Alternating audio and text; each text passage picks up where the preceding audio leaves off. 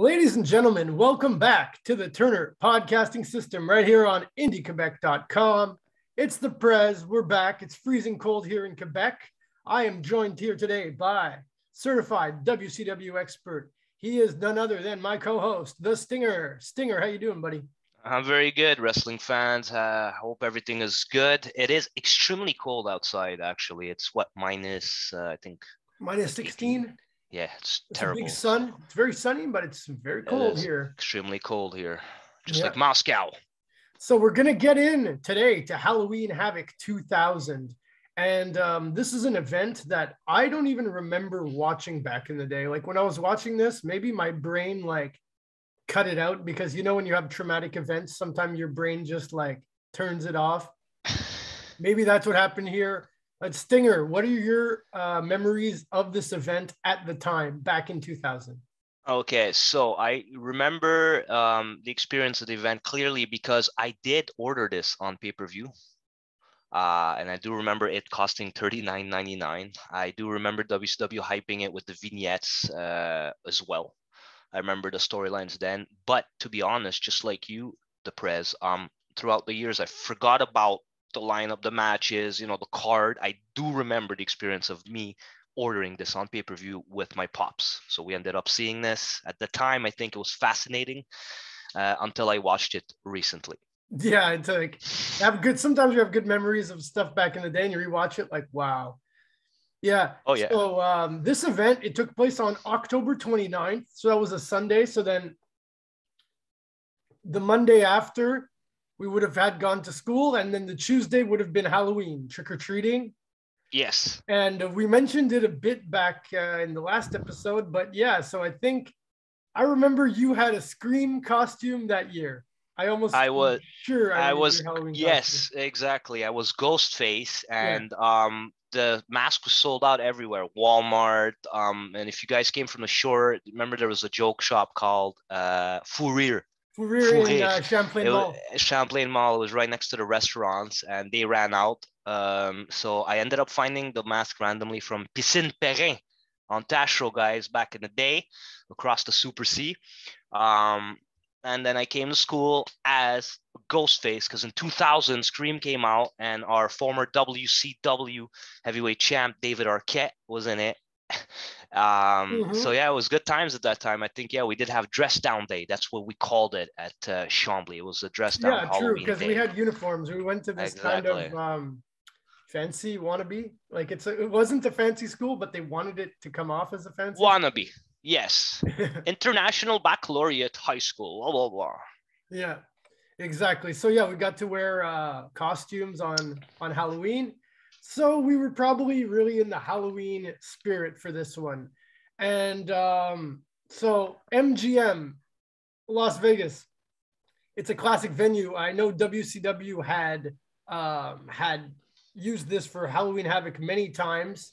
Right. That's kind of cool because the events we've done before, they've been from Buffalo and Vancouver, which are not traditional. So now they're going back. At least one thing is traditional about this show, and it's that it's in Las Vegas. Yeah. For Halloween. It's a big venue. It's an iconic venue, well known everywhere, all the sports. You're right. It came from their shows mostly were in little venues to medium. MGM was big at the time, so they were trying. The attendance though was only 7,582, so I don't think it was sold out. Pretty well, I mean, definitely. No, not at all. Actually, it's a huge venue, right? 7K, I think, would fare out poorly today. Yeah, it didn't look that bad on camera. I guess they angled it. No, just to empty. Give you an example. UFC, MMA. Every time they have a show now in MGM, it's sold out. You don't see it exactly within an hour. They sell out. Like that. Yeah. So this wasn't WCW's best era, of course. One thing I found right off the bat from watching it, I was like, where are the Halloween Havoc decorations? Where are the kind of cheesy Halloween decorations that they used to always use in the entrances? Yeah. like the goblins and the pumpkin, and there was none of that. The This really looked graveyard, the neutral. fake Yeah, the graveyard was graveyard, amazing. the webs, you know, even a nice logo. The logo change. If you realize, Russo came from WWE, so he had that, you know, he had that scratchy letter theme. If you looked at it, Halloween Havoc, it looked kind of Yeah, plainish, and that it looked like did. the Yeah, WWF, you know, the Attitude Era logo. scratch the So they, font. You're yeah, right. exactly, the scratchy font. So it changed a lot. Like it It went wasn't from even it wasn't even sponsored by Slim Jims, which no, normally it was. no, usually you see that nice logo with Slim Jim right under it, but it wasn't this time. They did give a nice, terrifying video package. It was super creepy. I don't know, like Yeah, when yeah. you, it was pretty cool. I didn't really pay attention to it at the time, but looking at it now, it was pretty creepy. And you know, typically Halloween Havoc 2000, as you know, everyone had a storyline, so it was super Vince Russo-esque. Oh Uh, yeah, all over definitely. it. So for sure, we saw the rise of Papa as a main eventer, Booker T cementing his legacy as, you know, a champion. And Prez, you probably realize this. The show is sponsored by what? Which game? By classic WCW game, WCW Backstage Assault, which was, I don't know if it had even came out. Maybe it just came out, but it came out before the Christmas of that year. So Well, this was either yes, like it had just came out or it was just about to come out. it was And it just was about to. like sponsored, like even printed on the mat, on the ring aprons. It was really sponsored by Backstage Assault. So Absolutely. let's go over a bit of memories of Backstage Assault. Go for it. Okay, so you are right. It did come around that. It was launched in December. I think it was December Yeah. 14th, 15, 2000. So yeah, they were really hyping it up before. I ended up finding it at my local video store. I don't know you guys if you guys are familiar with the store, but it was at BK Video. Yes, it was. So it was that last year, I think, that it was still standing. So I ended up renting it, and I own WCW Mayhem from EA. You know, it was launched in '99. It was summer '99. I remember Yeah. renting it too. So this This game, game, was it like the same engine? it was, but downgraded and very buggy. It was the same engine, and for some reason, the graphics were absolutely horrendous. And they removed the most important feature. I know it was called Backstage Assault. I thought at the time that they were gonna beef up because SmackDown had it. Remember how SmackDown they had such a nice Yeah, you could go backstage in like settings? 8 different rooms backstage. Amazing, dude. You can climb up on things and jump off on the table. It was amazing. It was innovative at the time, but Backstage Assault sucked. I'm sorry, it was total Because bullshit. what they did was, yes, you had the backstage, but they removed the in-ring element. Like you couldn't even go in the arena. No, the ring. We're talking pro wrestling here. It's the most important setting feature. It's the ring, and they absolutely abolished it. And then you were stuck fighting backstage. The roster was total garbage. It was the 2000 roster. You still had the classics as hidden characters, great, but the game itself sucked. Big And I think Christmas. how expensive it was when it came out. It was probably It like $100, was. man, or It like was 70, $80. no, it was 69.99. Yeah, close to $100 back in 2000. That was very expensive. So when I rented it, I said, nope, I'm not gonna buy this because this game is shit. Yeah, definitely. But this show, they definitely hype it up a lot. And all right, so let's get into it. The first match was Disco Inferno and Alex Wright, who had reformed their tag team at this point. Alex Wright, he had changed his look though, so he's like bald Alex Wright. Yeah, And Sean O'Hare and Jindrak, who are the tag right. team champions. And the third team is Ray and Kidman representing the Filthy Animals. It's a triple threat tag team match for the tag titles. I thought it was a good opener, actually. But there was a lot going on with like the Thrillers and the Filthy Animals. Like, yeah, there was like extra characters. There was like 10 characters trying to like get their like 5 minutes of spotlight in this match.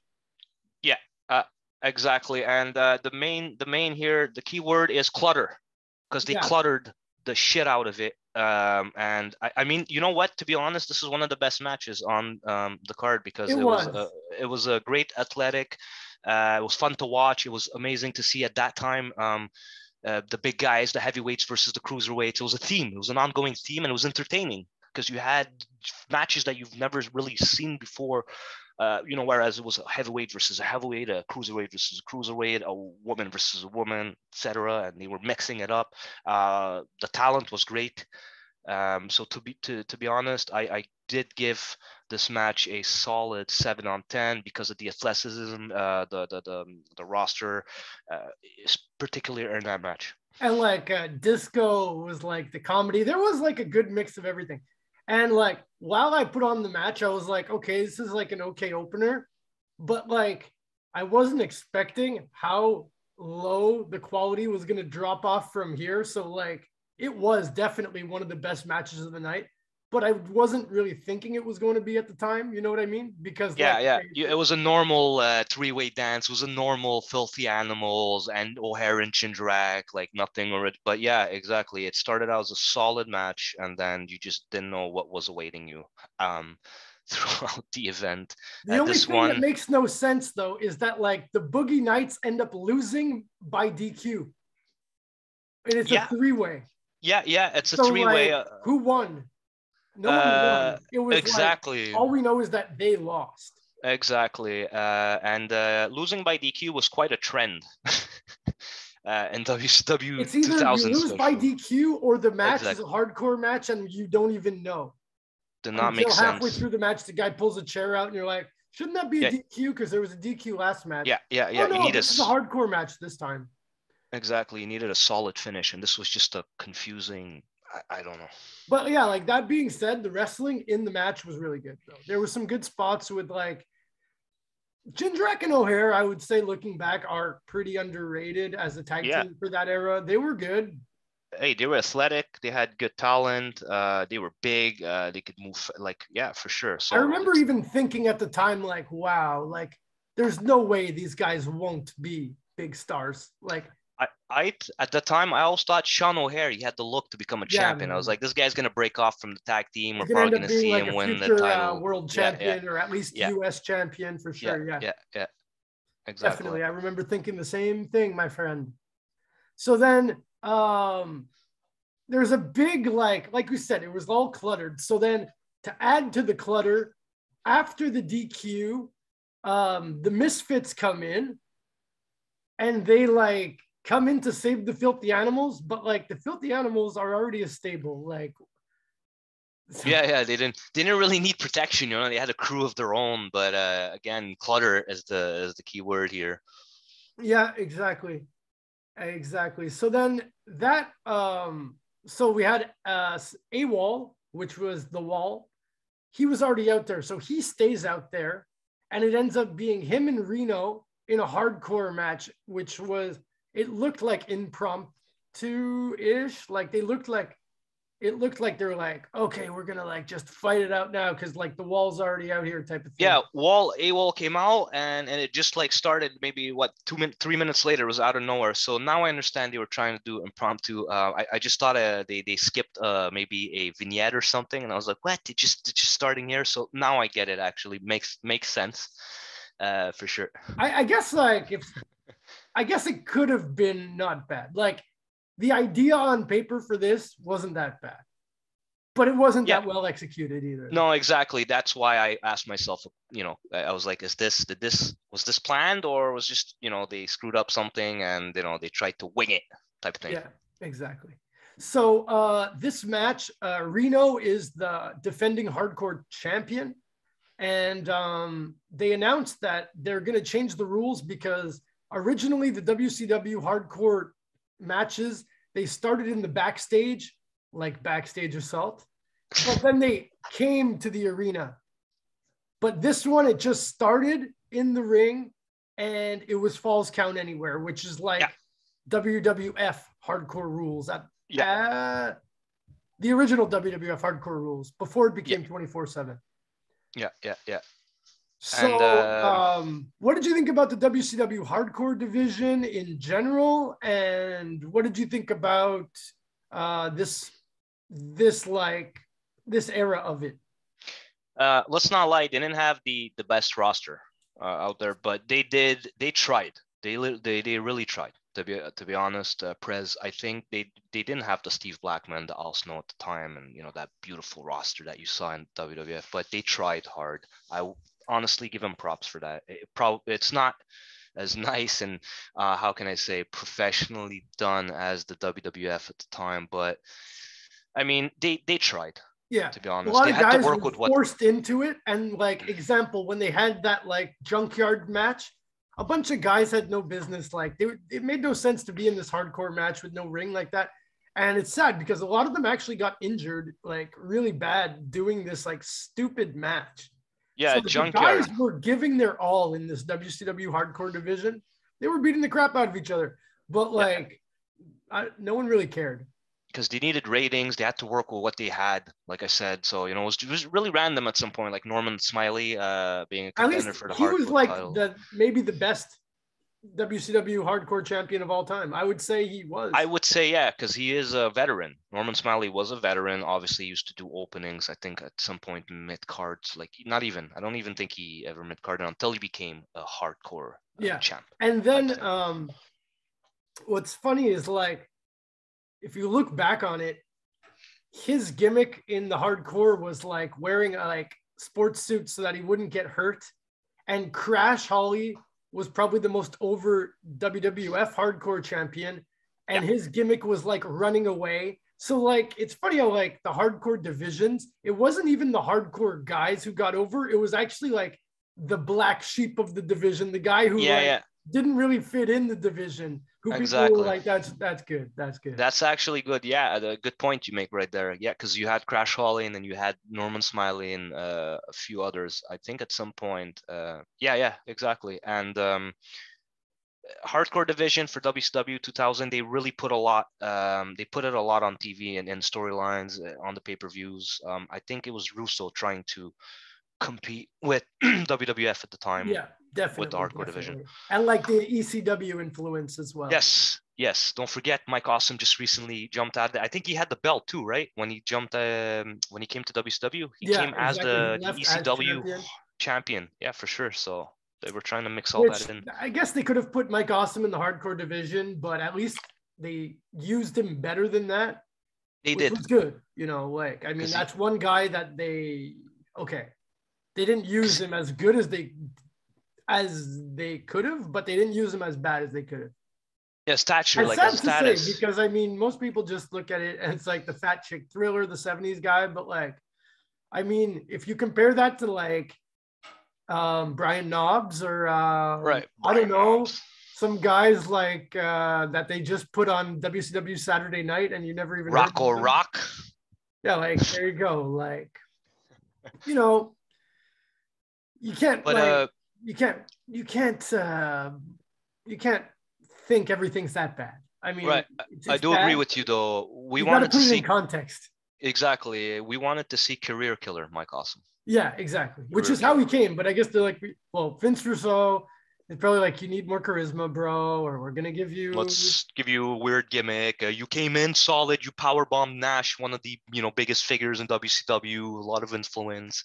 One of the founders of the original NWO. You came in, you powerbombed them. It looked solid for you. People were like, oh man, heavyweight champion Mike Awesome is going to come. He's going to take over. Leaves it a possibility of more ECW stars jumping bold. You understand? And then we had that whole let's reset. Oh yeah, it was so huge when people would jump. It was huge at the time. People don't understand how big it was when people would jump from Fed. For sure. So AWOL and Reno, there was nonstop hardcore action. I got to give it to them. WCW was trying to do a big effort. They were all over the environment. At some point, what I laughed is if you saw AWOL grabbed a fake computer, and it looked like one of those computers you saw at Structube or Pro and Martino when you were shopping for a bunch of stuff. I don't know if you remember. And even had, like, and then Madden says, I always knew the internet was going to kill wrestling. It was a funny pun. I got that one too, especially in 2000 when we were going through we just freshly came out of the Y2K era. Yeah, Y2K. So exactly. It was really like, ooh, the internet. I did realize Reno, I think, hurt himself. I don't know if you remember. He gave AWOL the roll of dice and as you know, the roll of dice Yeah. on near the entrance ramp. So you heard him smack his back. So it looked like it did more damage to him than AWOL. Yeah. And Possibly. Maybe if we I realized that for sure. look more into it, he ends up winning with roll the dice on a table, but not a setup table, just a table lying on the ground, on the floor. Which, I mean, it looks devastating-ish.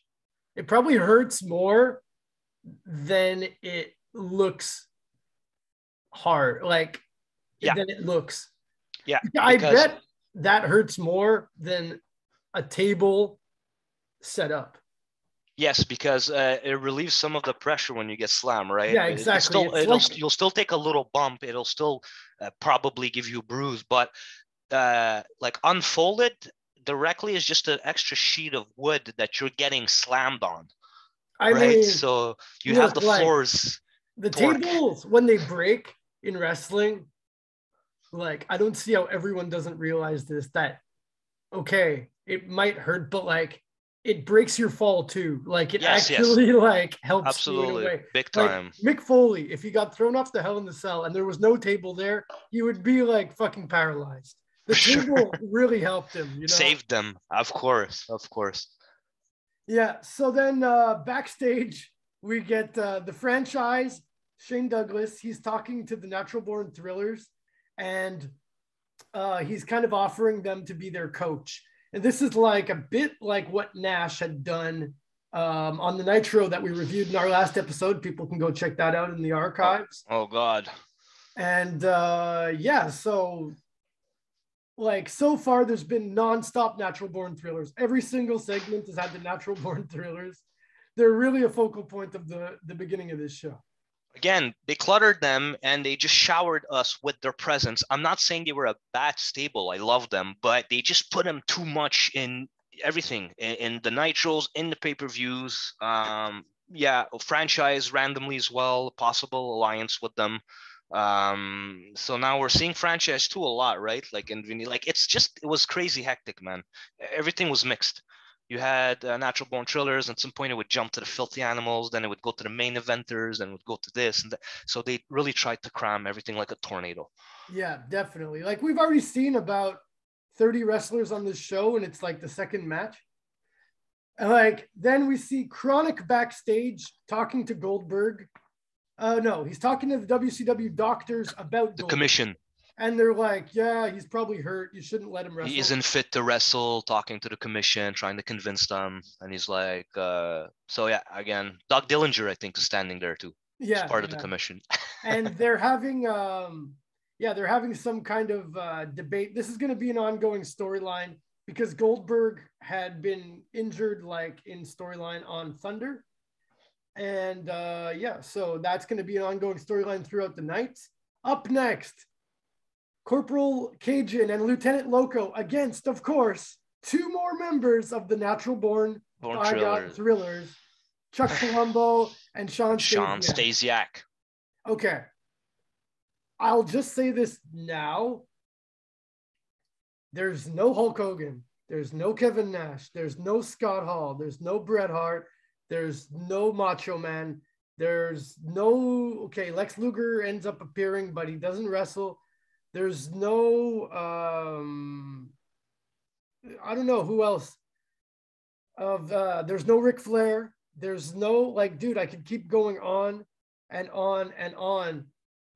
On this show, keep in mind that all those guys are getting paid, whether, like, they're on the show or not.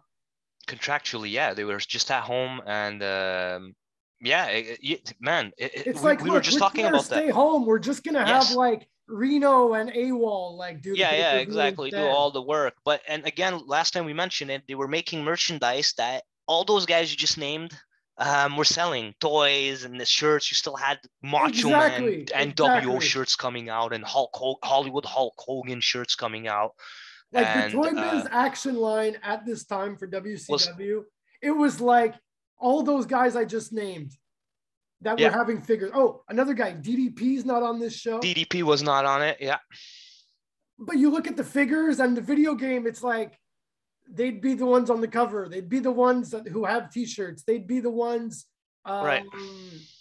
like we were just saying, like, so it was like almost like not representative. Like you're like, oh, WCW, they have all these guys, but what they're really doing is they're just keeping them under contract so they don't go to WWF.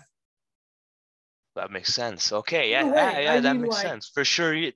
There's no other explanation, or else they were. It was either that, which I think is the case. You are right, Prez, Encyclopedia of Wrestling.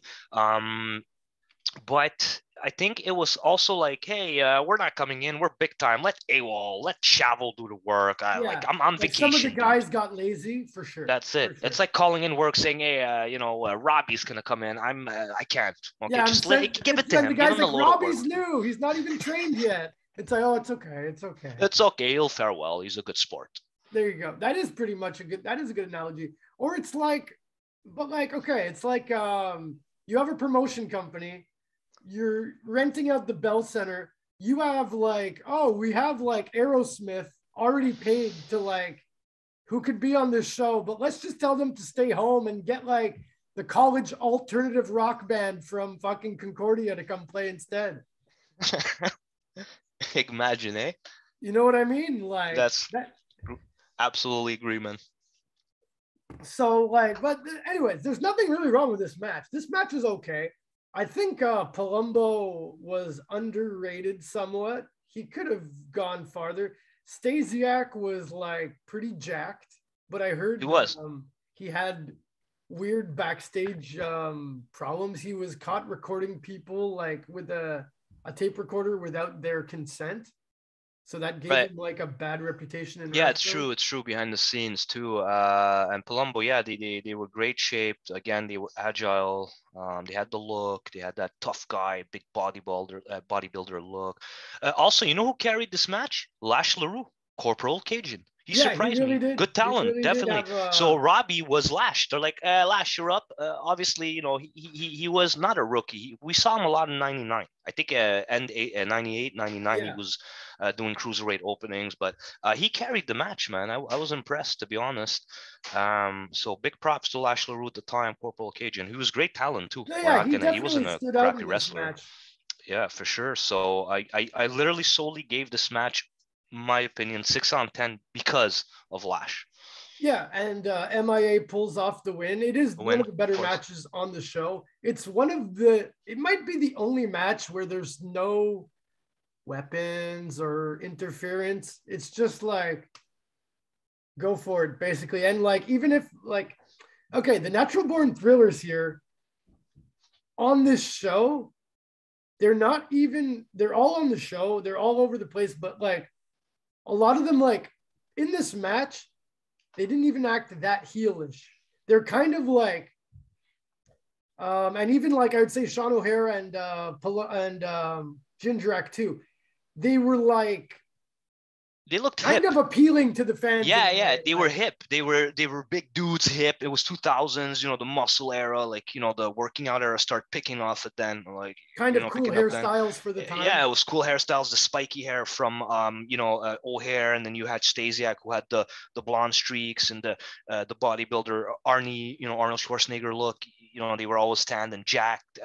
So yeah, they were heels, but hip heels.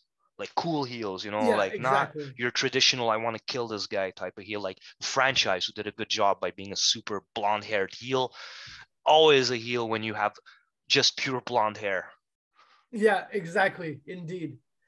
Yeah. So up next, there was, Franchise Shane Douglas with Tori Wilson again in another freaking mixed tag match. The third show in a row that we review where these two are a tag team. And because the only like person following the Halloween theme pretty much in the show is Tori Wilson. Dressed as Wonder Woman. Yeah, she's dressed as Wonder Woman. The fans adore it. They for sure. Really like same with Mark Madden. Yeah. Same with Mark Madden. Yeah. They're taking on Conan and Tigress. Conan was doing commentary in the first match and gets jumped by the NBT. By the Thrillers, yeah. Yeah. So he's like hurt in this match. So they end up starting it off, okay, Franchise cuts a promo. I'll let you describe Franchise's promo on Tigress. Again, so Franchise for some reason comes out as, and it's not funny, like, you know, as a woman, he wants to attack women, like a woman beater. So it was weird. I don't know why they did that in 2000. Like, it's like, yeah, in all these mixed tag matches, he's like, always like taking the opportunity to like punch the woman. yeah, and he calls like her to a get bitch. cheap heat, but like Calls come her, on, like, they're using language like bitch. You can't do that, you know, today. The awareness that you have, and it's just completely inappropriate. But again, guys, because it was the 2000s, the music with Eminem, everything was being, you know, it was a lot of inappropriate. Even the movies like, were getting okay, more it's violent. sad to say, but really putting this in context, women in those days in pop culture were only valued solely by their looks. Yeah, I'm as a sorry to trophy. say it, but like, Came out, listen, Britney Spears good. was not the most talented by God singer by any stretch of the imagination, but her looks, you couldn't turn on the radio without hearing her that name. woman sing. It was all about the looks. It was all about the looks in those eras. And like the most watched show at the time on TV was Baywatch. You think Baywatch was like a fucking well-written TV show? Absolutely not. There is no thought going in it. It was just the women on the beach in their bathing suit. Obviously, in the 2000s, that's what made money and got people, you know, attracted to the show. Obviously, don't forget the fan base in wrestling. We're not being sexist. Most is guys. There was women for sure that were watching, but you know, they had to appeal, kind of like the Nitro girls. You know, they had to get the girls to come out, and they abolished that. Well, I mean, also, look at football. They have cheerleaders. Yeah, absolutely. So they're critical. They're crucial. But in wrestling, they were misused like that. It was super sexist, obviously, because women had large breasts, things like that. So they focused on that in 2000s. And they didn't like care that much about how talented they are. Like Tori Wilson is way over her head having all these matches. Yeah, exactly. And they were just throwing them in. They're like, okay. And Tigers gets punched in the face by Franchise. And then Mark Madden goes ahead and says, well, she deserved it. It's part of life, which I didn't know how to take at the time. I probably didn't realize. Looking at it now, I think again, you know, like it's just, it wouldn't fit in today's scene. It would probably, no one would have like the balls to say you would get canceled, by the way, if you did this today. Okay, the cancel culture would have whoever did the show and the wrestlers. So Conan finally comes out. So they're he like does like a comeback because the match starts out Tigress just getting beat up by both of them. And then it ends up being more of a competitive match. At one point, Tigress hits Franchise with his finisher. The Franchiser, yes. I was surprised when I saw that, actually. I forgot that happened. So I got to give it to Tigress, honestly. She was not bad. I'm surprised she didn't get signed by WWE when WCW. True. And she wasn't like Miss Elizabeth, rest in peace. She was a great valet, all-time legend, but I think Russo at some point wanted to incorporate her more into wrestling storylines. Yeah. And she was like, no, I just want to get paid my $300K just to walk with the wrestlers. Whereas Tigress and Tori Wilson, they were super bubbly, but they still participated, man. I don't know. Like, you got to give were it to forced to pursue. Big props to them. They weren't the most technical wrestlers, but big props to them.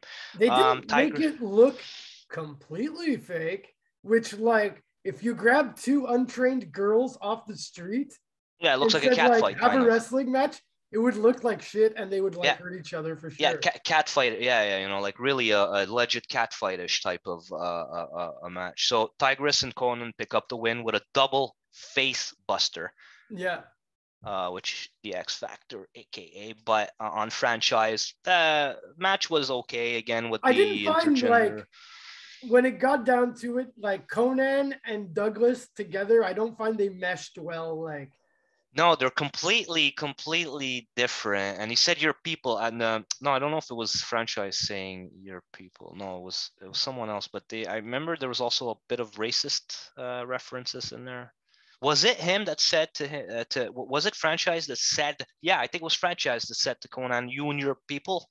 Yeah. Some dirty shit like that, but riding the line of racism. Like, Franchise was 2000s again. like no fucks given at this Yeah, stage of his exactly. career. Especially Like, you I'm were gonna in a do anything to get heat, and I'm gonna be a real fucking heel. real race. Yeah, yeah. So I gave the match, to be honest, it was lackluster. Again, I didn't like the woman abuse type thing at the beginning. I mean, it was Yeah, 2000s. it's It just passed. like Just weird in to look. today's world, it looks in bad taste. Super weird, man. Bad taste. It Even did not then, it age was well. bad. Like, it wasn't good. Yeah. No, it wasn't accepted, but it did not age well. Let's just say that. No, yeah. So I Back in the gave day, it the would be like, okay, that just sucked, but like, yeah. whatever. What the fuck? 4 on 10 for me for this match. Oh yeah, that's a pretty that works. That's a fair grade. 4 on 10. Solid 4 on 10. So then we get David Flair. He has an interview about Buff Bagwell, and the storyline about him trying to find out who the father of Stacy Keibler's child is continues. And what's funny about this is like the storylines on the show. This is like the only one that's really like carried over for the past like couple months. This is like the longest ongoing storyline in the whole company. Yeah, they were building it. Like they really invested time in building it. As I agree with you, it stretched out into months. So this was like a main, not like a mid-carder main storyline going on. Like Yeah, I aside don't the know main how to eventing describe it. Like, fiasco. I don't think they were building David. Yeah, like what was gonna be the payoff? They weren't gonna make David Flair like world champion. They weren't gonna make him even a credible wrestler. I don't think ever. Perhaps Like, Bagwell. They were trying to to work on get like other Bagwell. people over. So Maybe. So they call this match a DNA match. Okay. And David Flair is accompanied to the ring by a bunch of doctors. But no, it's not the same doctors that saw Goldberg earlier. These are some other doctors. David Flair has his own doctors. They have some DNA test kits. And it's a first blood match, but they're calling it a DNA match. DNA test. And it's like the loser has to give a DNA test, which is ridiculous. And Super it reminds ridiculous. me of like, it's really, if someone was like, how can we mix Jerry Springer and wrestling together? This is what you would get. WCW 2000. Yes. And the DNA match, they just rehashed the first blood into the DNA test. I think that sounds very Russo.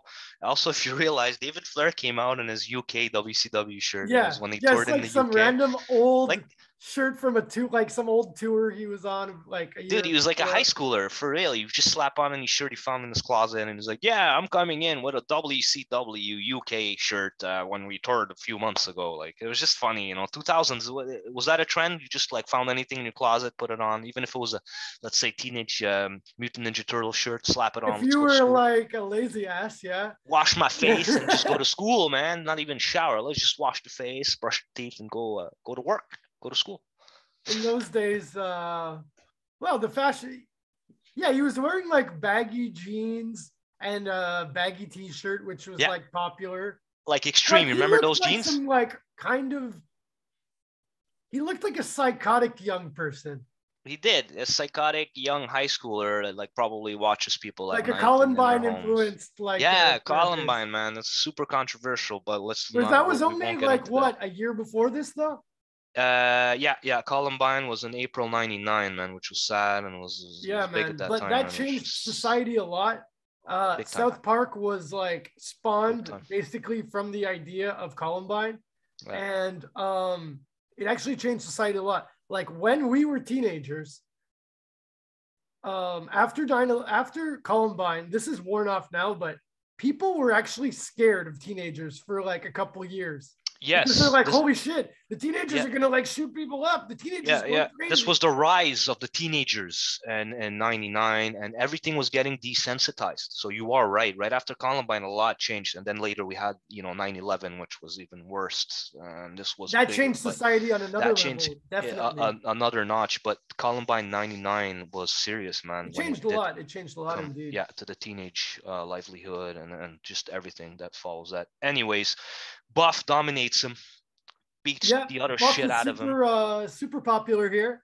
This guy looks like Hogan beating the hell, going Hulkamaniac on him. So I think they were trying to push Buff maybe for that, by having him look like he was He's banging kind of Stacey like, Keibler, the good yeah, looking. he's kind of like, whatever. He's kind of joking around with it. He's like, Yeah. am I the dad? Am I not? He's like, whatever. Yeah, like probably douchebag backstage, because I think that's what held him back, is his antics backstage. So he's probably, they're trying to push him and they're like, dude, it's really hard trying to push you because you're probably you're not a dick. likable person. Yeah, behind the scenes, people don't like you. Plus, your mom's shaved your balls. But I mean, yeah, that was probably so still going on at this time too. super random. Lex Luger comes out. Yeah, Lex Luger. So Buff wins, so he doesn't have to give his DNA. So this storyline ends up continuing. And yeah, then Lex Luger comes out, hugs Buff, and then attacks him. Right. I think Also, this is like the debut. No, I don't even know. Had he already been? He'd already been the total package. And then was it totally Buff? Totally Buff.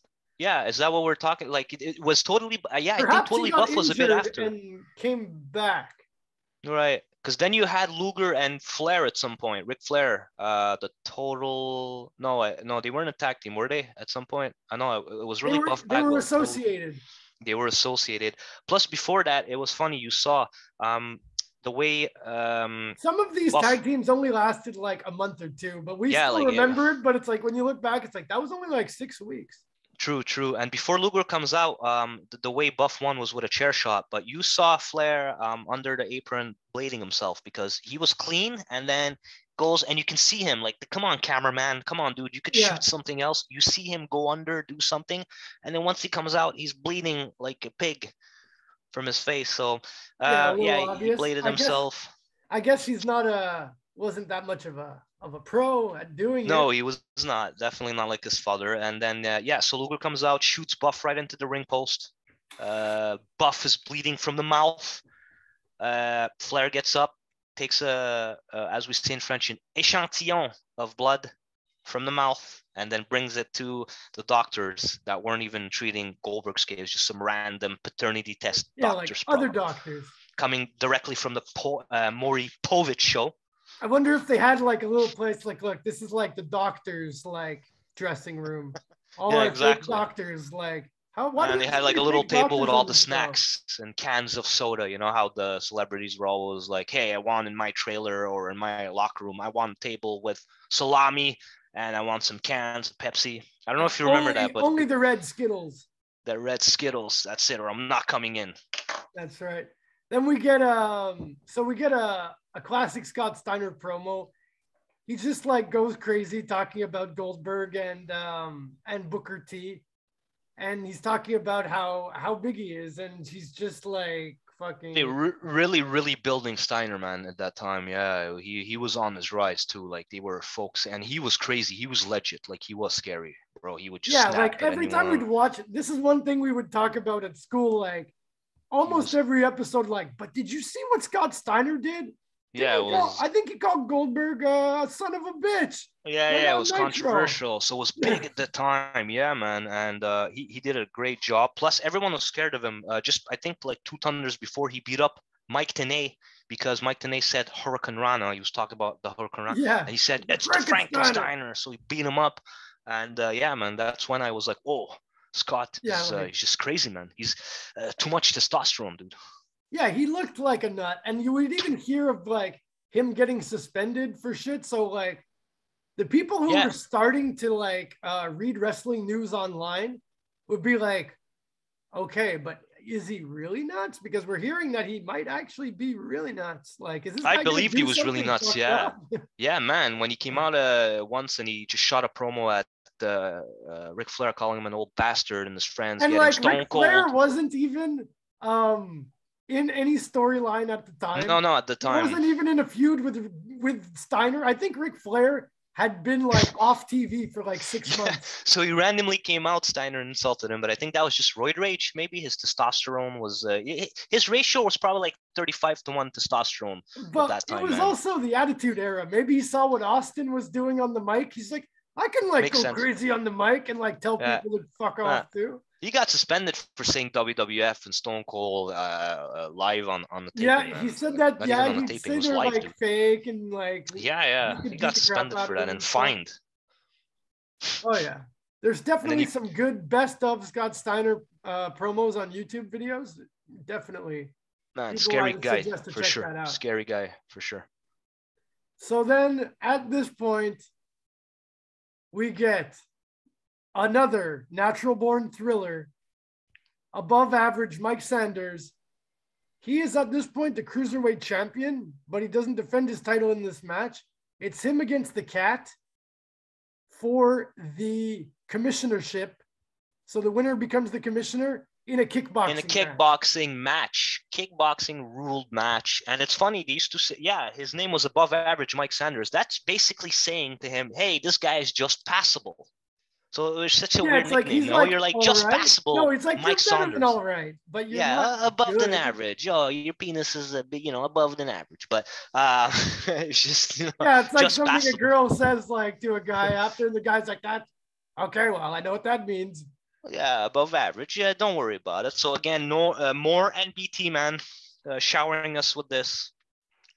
So as you know, the Cat wasn't the best wrestler. He was a great martial artist. He was, I think, a former 3-time karate champ. He was legit when he came to the martial arts. He was beating the shit and destroying Mike Saunders. Apparently, just a background on the Cat, how he became a pro wrestler. Apparently, he was Eric Bischoff's kid's karate teacher from like his local neighborhood, like karate school, like in a mall. You're right. Karate Kyokushin. Yeah, good old like some guy. Yeah. Oh man, like en Provencher back in the day in Brossard, but good old but it's true because Eric Bischoff at this karate school, and then this guy comes in and he's like, "Hey, like I run a show." My kid, who ended up being a wrestler, Garrett Bischoff, he became a wrestler later. That's funny. And also, if I remember correctly, Eric Bischoff is a black belt in karate or a brown belt. He is actually legit. So kids up for these karate classes in Atlanta when he moves there. And then he's like, I need a karate wrestler. Why don't I just ask called the instructor of my children. Instructor. Dude, he's like, I'm gonna pay him a fat ass salary. So that karate instructor probably, he done large. He did it. He probably called his wife and he said, "We did it. I'm gonna go and wrestle." For some reason, to go be like freaking worldwide on funny worldwide stuff, TV. Man. Funny stuff. Being a strip mall freaking karate school guy. Not to take anything away from his accomplishments, but at that point, he was teaching children's karate. Random, man. They just picked anyone. Like, hey, I know this guy. This guy does that. I'm just gonna bring him in, pay him a huge salary. Mr. Ted is going to pay him. That's corporate. So the franchise out of nowhere, dude. Again, the franchise. We're starting to see a lot of franchise comes out. Obviously hits Miller, right? So Miller's dominating. Good old above average. Sanders doesn't even get any offense whatsoever in. And his stance is absolutely horrible, dude. Anyone who'd want to box like that, don't even, just walk away. Buy your opponent or four drink. Tell them, I don't want to fight. If you have a stance like that, don't kickbox. But again, what were they trying to pull off? Like what they did in WWF with Bart Gunn and Butterbean? Yeah, remember that WrestleMania? Were they trying to make this seem like it was real? I know MMA and kickboxing was picking up a lot in 2000s because you had K1, which is a kickboxing promotion. You had Pride FC. You had the UFC starting to bloom. So I don't know if they're trying to put a bit of MMA into it, because if you remember in '99, you had Blackman, you had Dan Severn coming in WWF. You had Steve Blackman. You had Ken Shamrock still participating. So they were trying to. Yeah, Tank Abbott. Man, hey, there's no Tank Abbott on this show. No, that's actually a good point. Yeah, no 3 count, no Tank Abbott on the show, man. They were building him up too, but I think we could have used a 3 count Tank Abbott segment, and we could have used with one less Natural Born Thrillers segment. That would have been acceptable, but they killed us and showered us when NBT, which I mean, I love the stable. I was just like, not their like again, and then we see them more. Like I think we see the intro of some 2000s action movie. Man, yeah, like XXX. No, that was 2001, but it was Triple X with Vin Diesel style, dude. Yeah. But so okay, gets dominated. Mr. Sanders above average, just passable, and then you have Franchise so coming the out, franchise ends up getting the win, helping him get the win.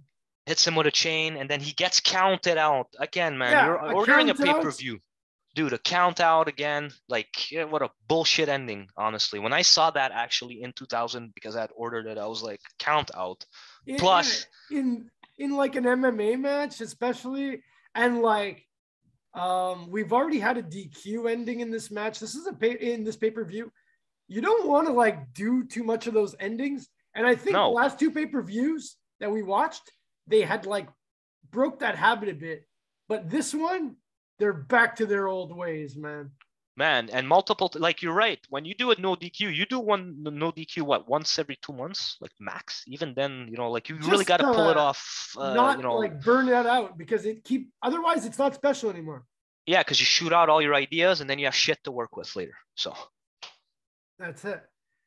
And you can't keep building, like you can only build so much. Like once the fans see a hardcore match that like, okay, like the guy went through a flaming table. Like if you don't top that the next time, then they're going to think the match sucks.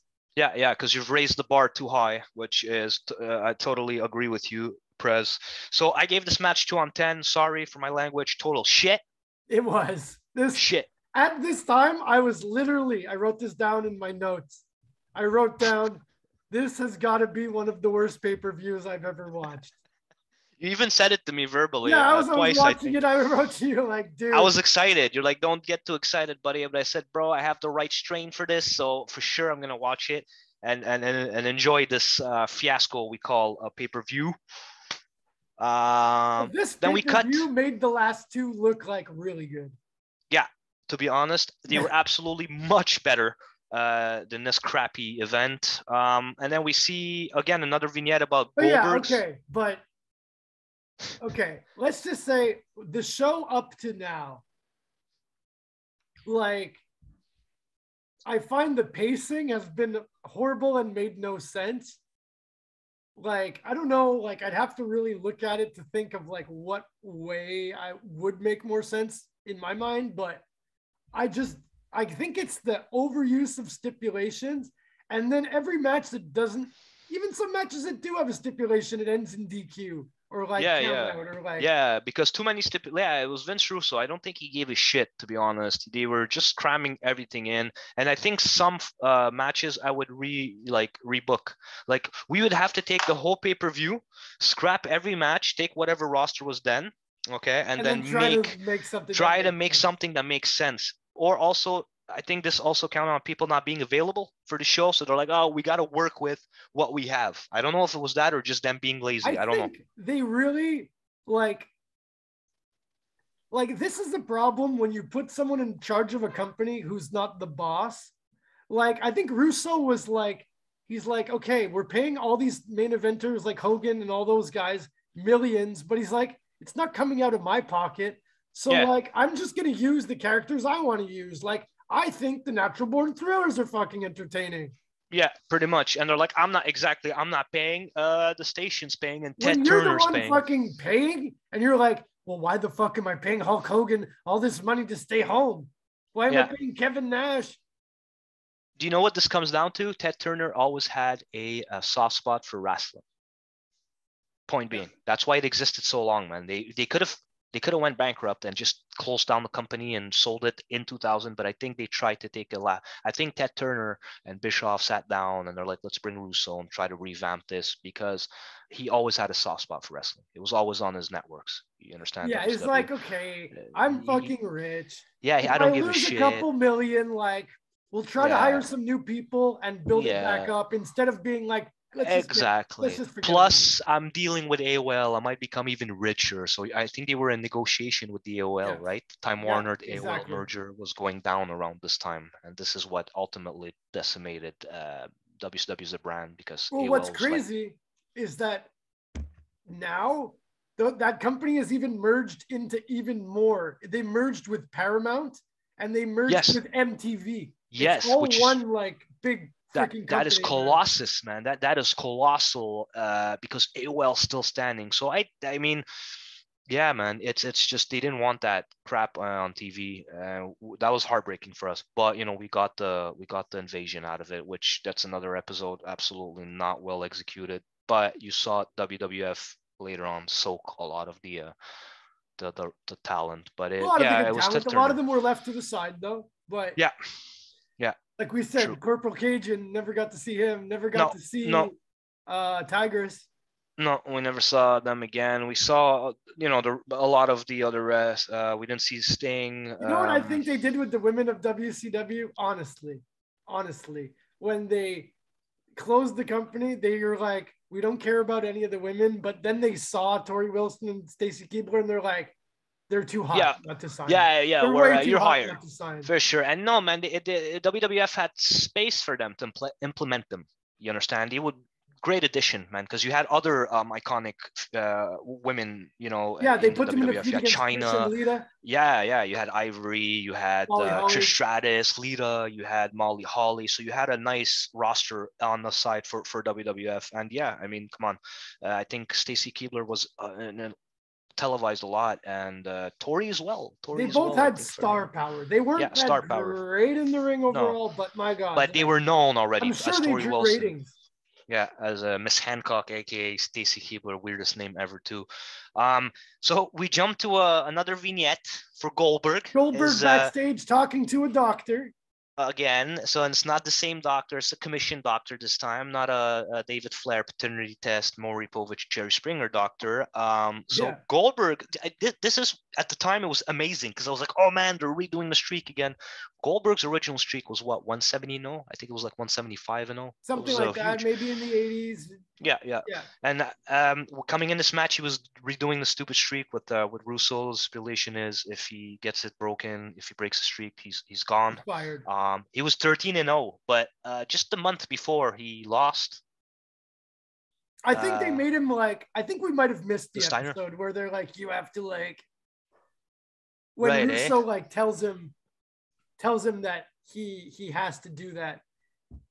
It must have been something to do with the Russo with the world title. And yes, like I showed you. I don't know if it was a pay-per-view, but I showed you a clip where Goldberg's walking away from the match. No, and he says "you" to Vince Russo like in his face. I don't know if it was that. Yeah. I think it was that. He's like, screw this. I'm not doing like it looked like he was walking off like it was a real tension. Like fuck this, I'm not gonna do this. I think that was all written. They wanted it. It was written. I think they were using that. Yeah. Okay, I get it. But it might not. I mean, frig, who knows? Like, who would want to do any of these crazy Vince Russo? No, and it was so crap. Yeah, it was so crap that you didn't know. I like bad TV. I like as not even only in, especially not in wrestling. I actually prefer good TV in wrestling, but in regular TV shows, I have a low standard sometimes for shows. No, it's entertaining. Those crazy shows, it looks fun for the actors, like some weird science fiction show that only lasts like a year or something, Right. No, yeah, for shows it's acceptable, even cheesy. That's the word. So cheesy, and even movies, right? But in wrestling, man, you want good storylines. I mean, I understand they didn't have the roster and the power that they had before WCW, but I mean, they tried to cram. Dude, it was so crappy that we didn't know if they actually planned it or if it was a shoot, or if it was just so crappily made that it just left it to you to guess. Like, is it because the show sucks, or is it because no one's coming in, or is it because the writing sucks? Is it because everyone's doing whatever? Is it because people are doing drugs, which I doubt, as a joke, but like, who knows, right? Yeah. But like, and like they had set a precedence for this because they had changed like bosses so often that you're like, and they had used storylines where Vince Russo's like, no, like I'm the boss. Like we're gonna basically reveal that everything's fake. So you never knew when the fuck if Russo was gonna come back out at any moment and be like, wait, guys, this is a fake wrestling match. Stop doing what you're doing, and I decide you win. Like that felt like it could almost happen at any moment. Yeah, exactly. The way they were going, yes, because it started like these shoot storylines started a lot with I think it started in Halloween Havoc. Remember Sting, Hogan laid down to Sting. Remember that? And like Russo's first run when he was like the powers that be and all Yes, that. literally his first run. Literally, it started at that pay-per-view, and then you had again Feuding Bash at with the Beach Piper. 2000, which we're gonna make an episode out of. Oh yeah. So when he laid down to Jarrett, so they were really getting comfortable with that, which you can't do in wrestling, No, right? no, Too no, no. Because much, the fans, even especially at this insult. time, like there wasn't that much of the internet yet. They were using a lot of insider terms on the show, like shoe, Yes, yeah, babyface, heel, which I think is horrible. You should never use yeah. shit like that on I TV. don't know if they ever said the word or they used the word kayfabe because that is an ultimate no-no.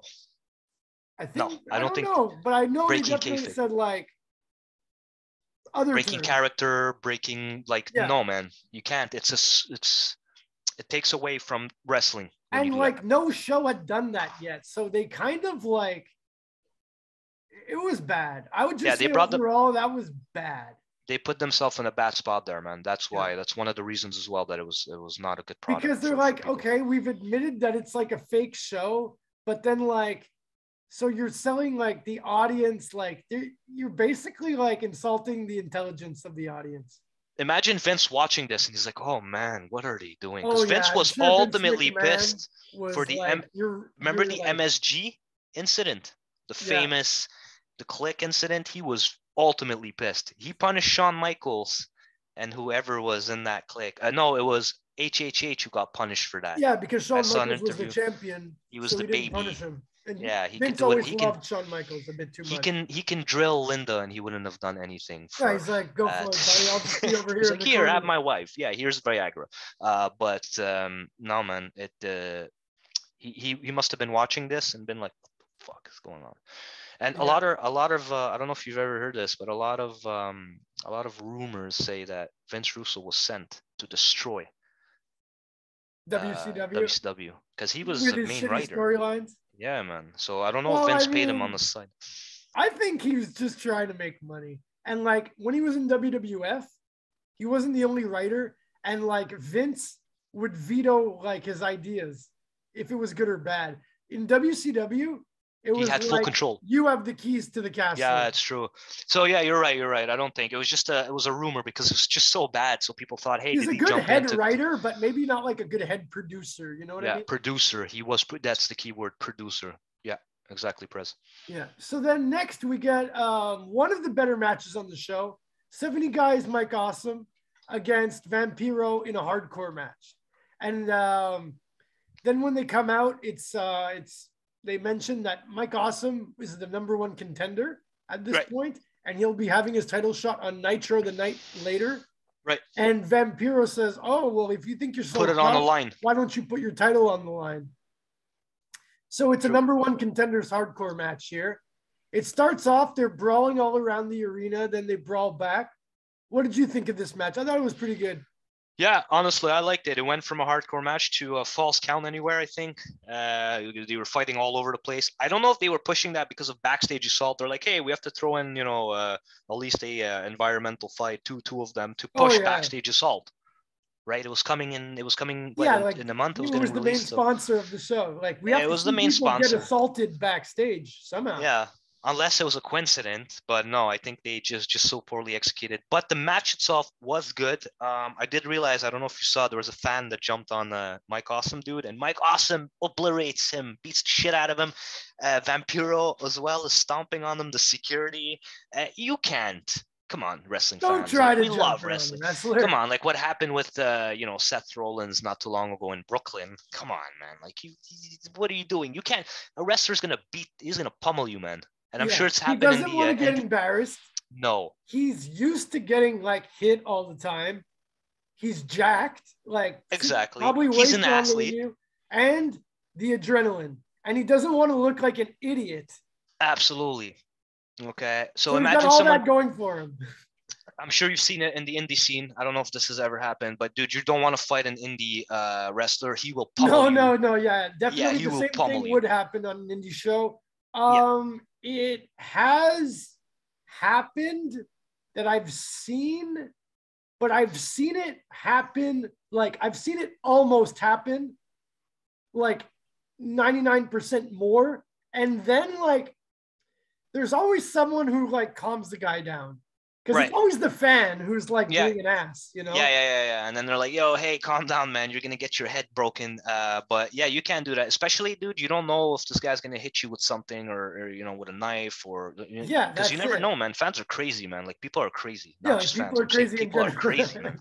Like I'm a crazy fan, but not to the point I want to stab my, you know, my wrestler. But great match, honestly.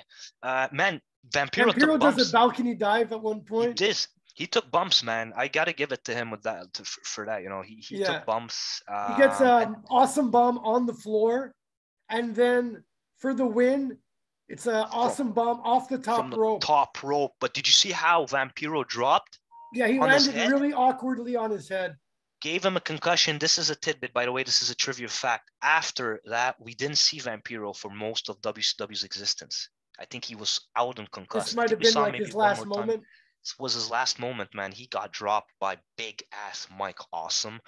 Also, did you realize there was smoke under the ring? Was it because it was Halloween Havoc? You didn't Like realize it? coming out. Yes, I think I it was didn't still notice Halloween that. No, Havoc-ish. no. I noticed it, and yeah, it was just weird. They didn't even explain it or Maybe anything. I that think it was was their like decorations. yeah, traditional Oh, smoke. I gotta mention this. That anyone who remembers the giant WCW inflatable pumpkin they would have as an Yes, entrance at some point, I'm pretty sure I sent it to you. At one point, it was for sale on eBay. it It was. was It like was like two in North grand. Virginia. Yeah, dude, it was from Virginia, and I told you to buy it. Unfortunately, I you think were the like, guy was yeah, using it just as a normal Halloween decoration. Like, look at my dude, big pumpkin. that's awesome. If I That's ever live WCW history. one, I've seen there's millions of decorations that exist for Halloween, but if I would have went in the neighborhood randomly and I just saw that out of nowhere, I would have known right away that that was part of a Halloween Havoc set. It had the big purple Halloween havoc on the side. Fuck, that would be Yes, cool to have, man. dude, amazing, man. I would definitely put that out if I did have a house. Yeah, and we get Vampiro still in the ring after General Rection does a small promo. Vampiro still in the ring, being looked at by this time I think real doctors. Yes, real doctors and They're not like, David where are the Flair. doctors? Like the fake doctors come out. They're like, no, not the fake doctors. The That real guy's really doctors. hurt. He's bleeding from the brain, guys. Come on, don't. They send the But fake doctors. The guy's like, imagine. yeah, you're okay. I gave this match, to be honest, solid. I would say 7 to 8, even 8 on 10. I got to give it to them. They were both good talent. Mike Awesome was, and I'm being generous because I like both wrestlers, to be honest. And I it would was say at the a good time, match. like these two would be two guys that like I would say could have competed with like in my mind with guys in WWF, like other mid Yes, carders. Like I'd yes. say like, oh, they're like about as good as maybe like a Road Dog or Hey, man, dude, a Vampiro versus Raven at the time, or Kane, or no, Kane was going towards more Kane is the a bit main higher, yeah. event, but But yeah, say so like maybe Raven, the hardcore Hardcore division. Holly or Absolutely. Also, I would have seen Mike Awesome maybe if they used them properly, but they did ruin them WCW main against maybe eventing, like man. Tester. Dude, Two well, big guys. he belonged in the main event. They should have kept him as the scary ECW former champ. But yeah, you would have seen him against Andrew Martin, rest in peace, Test. You know, Albert, probably big guys like that. Yeah. Big Show, possibly. They would have pushed him with Big Show. That would have been cool to see. He was Mike always Awesome good versus. against like medium to small guys, like because he like to do like his power bomb off the top Yeah, rope, he was which we've seen acrobatic. him Yeah, maybe yeah. like Yeah, and looked like a destroy. point of Yeah. impact, like a bam, but he was acrobatic too, don't forget. Mike Awesome could move like a cruiserweight.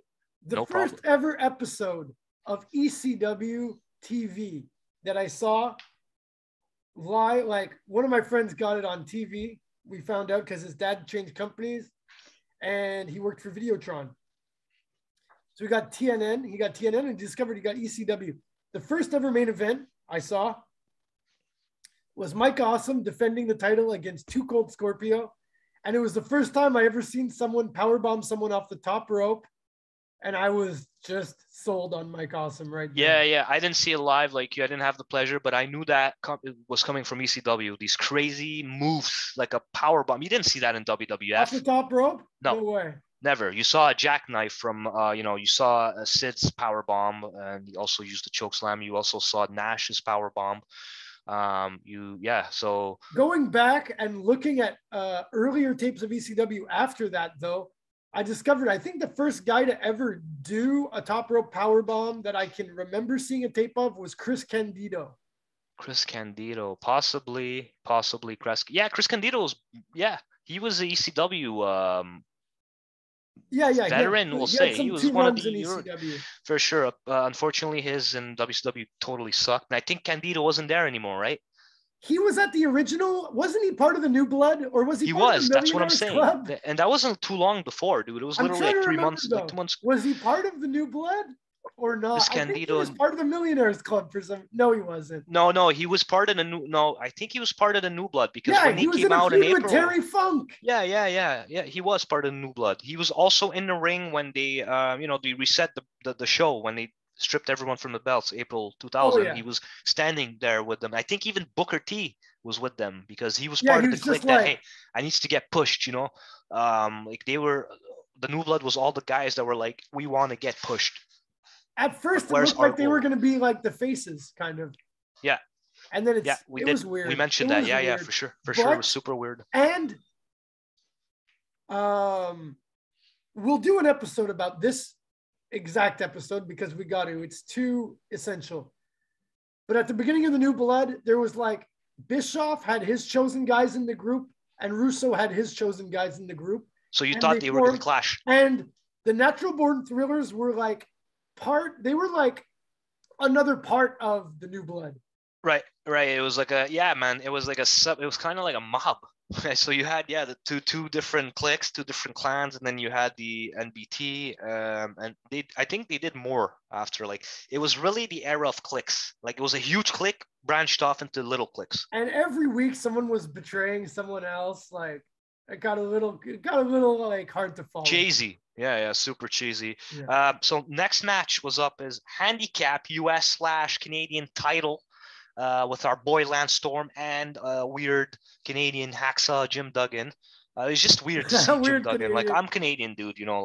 Just saying it was a weird, with those red gimmick. Track pants and like super weird. He looked weird ugly, too. Like white sweater that says Canada on it. That looks like he got it at a souvenir shop. Yeah, dude. He was a janitor, and it's funny. The guy that the janitor in our work station looks exactly like Jim Duggan. Bernardo, shout out to you. You're a nice guy, man. I big respect to you. So the handicap match versus General Erection. Erection. It was funny. Erection, Erection. He tries to be cool. He tries to like get like popularity here and like never picked up. I don't know if it worked that well. No. I don't think so. And he of course went to WWF as a trainer. I think we saw him a bit on TV, right? Yeah, he was on. He wrestled in WWF. Not a big career. He was mostly backstage. Was it when it was the Raw versus SmackDown era, or it was before that? Yeah, exactly. I think it was that. It was the brand division or whatever. Bill DeMott. He mostly wrestled on Velocity. Bill DeMott, yeah, Velocity, good old Velocity. Yeah. I find like Storm was a great athlete in this match.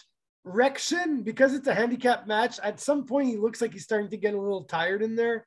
He was tired for sure, dude. His cardio was off. He was, wrestling two guys. He was a face. Keep the action going. By the end, you could tell he's like, oh god. Dude, he was just like, yeah, man. He looked like he still has to hit a moonsault at the end. Big time. So yeah, Elix Skipper comes and interferes, but Major Guns pisses off Lance Storm. Yeah, what happens? She hits. Skipper, so he's trying to climb on a rope, and then she hits him with I think a big stick, and which pisses Lance Storm off. I think then Storm runs off. It's down to Duggan and Rection in the ring. Rection hits the big moonsault for the US title win, and they liberate Major Guns. Which again, like trophy, like let's fight for this woman. We're gonna give her to you, like you can't do that. She has no like choice in the matter. She's gonna go with whatever guy like wins this fake fight. Absolutely, like unacceptable today. Also, I don't know if you realize, Prez, Tony Schiavone looked discouraged at some point during the match. He's like you could tell. He stayed professional, but he's like, oh god. Okay, let's go in a bit to the commentary. on this show. We didn't mention the fact that we Ray. have Mark Madden, we have Tony Schiavone, and Stevie Ray. And Stevie Ray. I think this was his first pay-per-view as a commentator. As a commentator. I don't think he was I don't know if he always did it. I think he was a commentator on Saturday Night at one point. Yeah, I've seen him on a Thunder once too. I know it wasn't the first time. All I know is it wasn't the first time he was doing commentary. And to be honest, Stevie Ray was okay. He was okay. He had like a laid back kind of. Yeah, and Mark Madden kept doing racist jokes. Like at some point, I don't know who he called the White Harlem Heat. I think it was the Natural Born Sean O'Hare. Yeah, it was Sean O'Hare and Mark Jindrak. And Stevie Ray's like, never say that again. Yeah, he's like, don't say that again, you know. And he was being low-key, kind of not like, we know Mark Madden isn't racist, but he was trying to, you know, be a heel commentator, a very inappropriate commentator. He was basically a low-grade copy of Jerry Lawler. Jerry Lawler could pull it off. I love Mark Madden, okay. Don't get me wrong. Let's just put this into context too. In the year 2000, I'm sorry to say how this is really the facts though. You tell me if I'm right. Like, if someone in society would say a racist, sexist, or homophobic joke, like thing, if they said it with charisma and it was like, had like a funny overtone, you'd get away with it. I think that they're kind of like a badass and like, you'd get away with it. Just kidding. Like, totally agree. You get away with it, especially if you had the charisma. Like, you can't have a crappy, like, you know, like not a crappy, you know, we respect all the wrestlers. Absolutely. It's definitely, but I'm saying if you didn't have charisma, you couldn't pull that off. But if you said it in a funny way, people would be like, oh, that's just like hilarious. He's a good sport. That's funny. Yeah, totally, man. Totally. And I mean, Lawler pulled it off, but Mark Madden came off a bit as a creep. I loved him. He was funny and he was controversial at times, and he, especially making German remarks and talking in a German accent when Alex Wright was wrestling at the beginning. He's saying like "Da sagen," like, dude, come on. Even Stevie was annoyed, and Tony as well. Tony Schiavone was super annoyed with him. I heard recently that the reason that Alex Wright had to go back to Alex Wright from the Berlin character, excuse me, is because TBS thought that his intro video was way too like alluding to Nazis, and they were deeply offended by it, so they had to remove the Berlin character. Dude, to think about it, it really looked like they were Nazis. The theme, come on, they used O Fortuna, you know, the classic O Fortuna that used to play on PBS back in the day. Yeah. I don't know, guys, if it would rain. They played that video, but yeah, they were pretty largely offended because it was really looking like Nazi-ish. It's like, what's more heel? Like, let's just turn the guy straight up into a freaking Nazi. Dude, you could have a guy beating a woman on it, not funny to say, and you'd be like, oh, this guy passes off. But if you saw someone who mentioned, you know, or looked like a Nazi or a regiment like that, that wouldn't pass. There was like, no, we don't want that shit on weird TV. It's like, you can do this, you can't do that. 2000, man, US, come on. They were under constraints in WCW because they're owned by corporations, so definitely they had like understandable their ass. Basically. Yeah, for sure. Come on, man. Watching that on TV and kids seeing that, and the parents too, and their grandparents that went through that war. It's understandable. Well, yeah, so it is understandable for sure. It is understandable. Gave that match a 4 on 10, to be honest. The handicap, maybe 5, to be honest, because of Lance Storm. All that was Lance Storm. He was good in it. He was really good in it. So definitely. And like, once again, though, he has like always these kind of like crazy pay-per-view matches. We haven't seen him in a straight pay-per-view wrestling match. His matches are always like Canadian rules or like some other nonsense. Eh?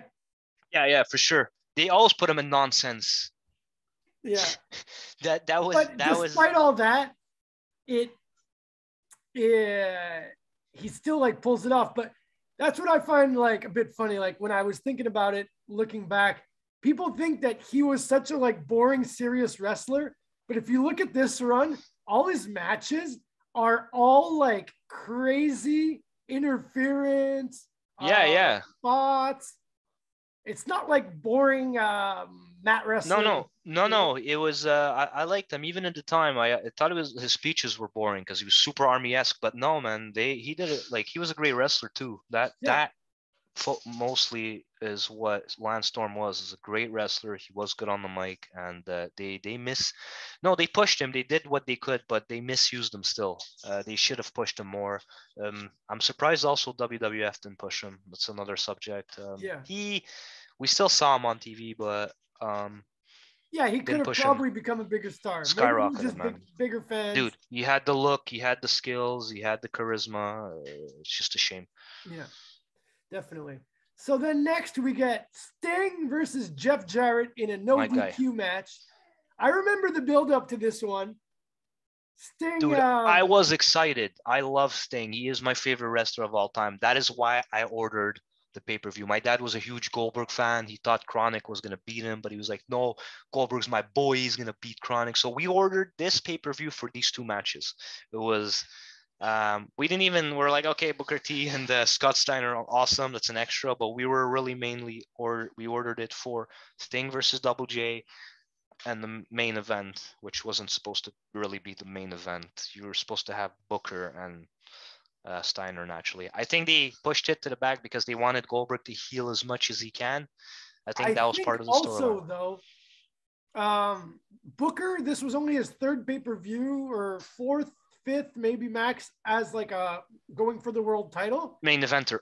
And Steiner still hadn't won a world title yet. So I think they weren't sure. Like, they still kind of felt like mid-carders at this point. Yeah. Definitely wins at the next event. Power of it. Right. Yeah. Oh, agreed. So we saw those back, promos. That sounds crazy because they're both legends, but at the time, at the moment, Steiner was like here, and like Hogan, Flair were like way up here. Yeah. He's trying to climb there for sure. I think that's why he hated them. But let's get back to the match here. So it's a really unique match. I don't think I've ever seen a match like this before. No, especially not in WCW. So Jarrett, leading up to it, was mocking Sting by coming out dressed as him. And then during this match, a bunch of Stings from the different eras come out and attack Sting. You had Surfer Sting, you had the Crow Sting come out, you had the Wolfpack Sting come out, you had, I think, the 96 Sting come out as well. You had a couple different versions of either one. There was like maybe 6 or 7 different ones. Right. At one point, the one that rappels down from the ceiling, the guy is like a 60-year-old gray-haired bald man, though. And he's tiny. He was tiny compared. You saw the one that he death drops on the table. Yeah, like who? Like, dude, it was part of the. He's probably part of the production crew. They're like, you're up. Like, just put the sweet. They're like, yeah, we'll give you $40K if you just do this. Come on. And then he's like, called his wife too. Babe, $40K, pop out the champagne. But they all end up jobbing to Sting. And man, come on, they cut off the ring again. They pulled the Vampiro versus the Sting, where one of the Stings comes out from the bottom of the ring again. From under the ring. Come on, man, you already did that a few months ago. Why the fuck are you doing it again? Yeah, stop rehashing the same storyline. And then on top, they tape. You could see later on in the matches, they retaped the canvas. You could see the L tape for it. So, like, dude, come on. I was actually not happy with this. When I ordered, literally, because I was a Sting fan, when I ordered it, I thought that we were going to see Sting as a revamp. Because if you guys remember, we all thought that he was going to maybe revamp his character. Because JJ Jarrett was like pushing the Surfer character. It's like, is he going to come back? I remember people even speculating that he was going to come back Surfer Sting, but black hair, flat top, and like the same shape, but white and black. Yeah, absolutely. So we thought that, kind of like Bizarro Sting. And who speculated more than in the ring? Big shout out to Aaron Amadeus. Big shout out to the other co-host. That show was purely speculators all over. Speculators, and they had put in mind that he was going to possibly come back, and it was all over the internet, I think, as well. That he's going to come back, revamped as a different Sting. So. When I saw Hogan the match, had done it. Hogan had done it not that long ago. So, and you know what? It always kind of felt like that was going to eventually happen. Yeah. Because again, like you said, Hogan did it with with Hollywood to Hulkamaniac, and they flipped. Crappy finish, to be honest. So Sting beats up all the Stings, the fake ones. One of the fake Stings hits Sting with the guitar. Real Sting doesn't even sell it, dude. He no sells it. Death drops him, dominates him. Then you have Double J who hits him with the guitar. I always hated like Jeff Jarrett. For some reason, like at this era, I really hated him. And I hated endings like this that he would do. Yes. Yeah, with his guitar. It was always like, it wasn't even like that well done. It's like, oh, fuck your guitar, man. Yeah, dude. Like, come on with the guitar, with the fucking guitar. But every time you saw JJ, you knew there was a guitar hidden under the ring, or someone's gonna get hit with a guitar. And they did a lot of finishes with the guitar. So many. He won that. He probably defended every title he ever had with the world title run with the dang guitar.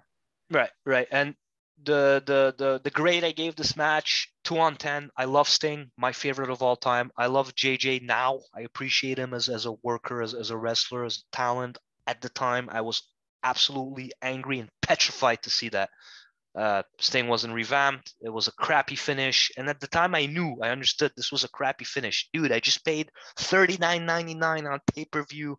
It's the year 2000, $39.99. I could have bought greatest PlayStation hits a game, but no, sure. I ended up spending it on Halloween Havoc with my dad. You could have bought like 5 Toy Biz WCW figures.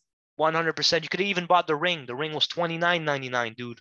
But I had it at the time, so. Didn't need the ring. I didn't need it. So, yeah, I was pretty disappointed in this match myself because this was one of the matches I was looking forward to on the show. Same, that same would here. probably be interesting. Right. Which wasn't. No. Sting got paid millions, and it wasn't his fault, dude. They were just like, look, do this, that, whoever, was Russo and, I guess, like, honestly, the bringing in the other Stings was cool. Like, I really think, though, that it was, like, the finish that sucked. Yeah, absolutely. Like, why do all that to make Jarrett win at the end? He's just like, ha, like, I beat you with all my fake Stings. Yeah, it was odd because JJ was kind of a tough guy. He looked like, he was a main eventer. He held titles, and they downgraded him. You can't downgrade him to Sting. Sting is the franchise, is the icon of WCW between me and you. Okay, not as a thing. Yeah, I don't think that this really.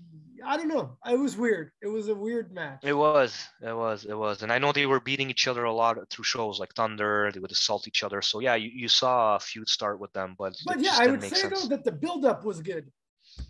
Absolutely. Because as you said, it got you hyped for it. Man, the poster was nice. It was Sting. Yeah, it was cool. It was cool. It was creepy, and I was like, "Whoa, man, this is Sting's pay-per-view." It wasn't at all.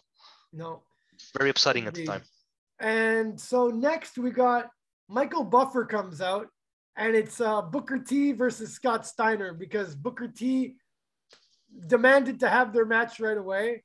He comes out, and then you see Scott Steiner backstage beating people up because he's pissed off that he's not in the main event. Then he comes out. Dude, 30-1 testosterone ratio. He was out of control, bro. He was beating everyone with the pipe. They were really building him as a scary guy. Yeah, like as if he's like a madman case, a complete nut who's like. And he looks like a bodybuilder, unstoppable. Honestly, they even they got him over by totally assaulting Goldberg and obliterating the pay-per-view that just passed. So like, you couldn't get any bigger than that. Steiner jumps into the crowd and like starts like yelling at some fans and the security. Yeah, they're like, dude, calm down. And dude, that fan was smart. They just did nothing. Yeah. You don't want to fight Scott Steiner because he'd pummel you. Yeah, and the commentators are saying like, why is he not just like focusing on the match? He could be winning a world title here. For sure.